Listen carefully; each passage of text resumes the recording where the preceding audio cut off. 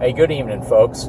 So, I gotta make this video, and this is basically a follow-up to the video I just posted about the F250 Super Duty King Ranch that I test drove and did a big review on. And I know the first thing people are gonna say is that I'm brand biased. But the reality is, if you like something because of the features, because of the specs, because of the way it makes you feel when you hit the gas, I mean, quite frankly, you can be a little biased. And when you hop in that truck, it puts a smile on your face. Now, I've been in a couple Lariats. I was in a Lariat F250 and then a Lariat F350 dually. And the package isn't too far away from that King Ranch package. But the difference is the tech package that truck came with. And the reality is, or let me put it in perspective for you. If you're driving around in a 2005 Ford, Chevy, or Ram truck, I don't care what type it is, and then all of a sudden you go to a dealership and you hop into a new Super Duty, you are going to be blown away by the innovation and the technology and the refinement and the comfort, just everything about it. If you haven't done that, if you haven't gone to a dealership just to even sit in some of these new trucks, you really can't comment on how you think you'll feel about it. And it's almost the same as when my father had a 2013 Laramie Longhorn Ram, and I got in it for the first time. And it was the most well-equipped, comfortable, luxurious-looking interior I'd ever sat in a pickup truck before. And it blew me away. It set the bar extra high for what I expected high-end trucks to have inside of them. That's essentially what this King Ranch did for me today. If being biased simply means you can appreciate all the work that went into designing this truck and giving it features and specs that normally would be found in a $100,000 Mercedes or a $90,000 Lexus, then I'm biased. But the reality is the minute Ram and GM catch up, I'll probably be just as biased towards their product. Right now, as it stands, you cannot get a nicer truck than either a new Super Duty or an F-150, depending on what type of truck you're looking for. The interior of these trucks are pretty amazing. Now, that doesn't mean I like every single aspect about them. I still, again, I'm kind of an open C channel kind of guy. I like a thicker frame that's open C.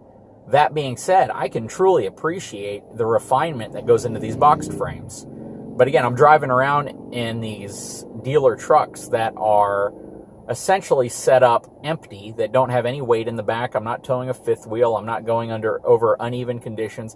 And I haven't stressed out these trucks because I don't own them in any type of condition that could potentially cause damage to suspension components because it's a box channel, right? So the reality is, again, these trucks are so overbuilt for what they're needed for that you'll probably never experience a frame failure on these things unless you're truly taxing the chassis on them to, beyond what they were designed to do.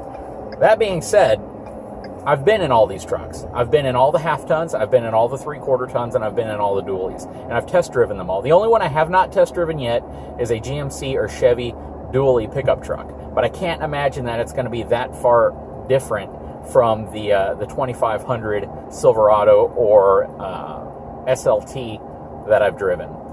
And as it stands today, none of them can touch the new Ford Super Duty or the F-150. And I'm not being biased. You are going to have to buy or pay for that luxury because Ford trucks right now are terribly expensive. They really are. So if you're going to find a dealership, you got to go to a dealership that is going to work with you. And I understand that. At the end of the day, it all comes down to personal preference, right? But you're really doing yourself a disservice if you don't at least go and sit down inside all of the brands, take a drive in all of them, and truly be open to seeing what these manufacturers have done to try to earn your business. If at the end of the day you do that and you end up with a Ram or you end up with a Denali, then that's fine. You did your homework and you're in a beautiful truck that's probably going to be outstanding for you. But you owe it to yourself and your budget to test drive them all. Me personally, after spending some time in the Super Duty, this 2017 King Ranch, it even raised the bar above the Lariats that I had driven. It truly has a different level of technology, luxury, and refinement that even the other 2017s I've driven didn't have. So from an overall structural perspective, I know that they're pretty much the same.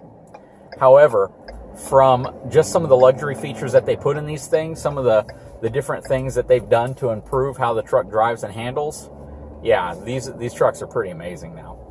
Anyways, just want to make this video kind of short. I haven't eaten anything today, so I'm going to stop by and grab me something to eat.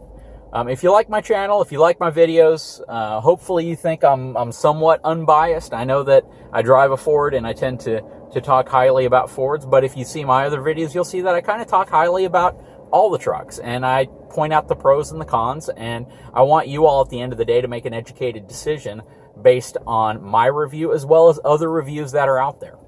So again, I appreciate you guys for stopping by my page, watching my videos. If you like my videos, please like and subscribe. Thanks, everyone.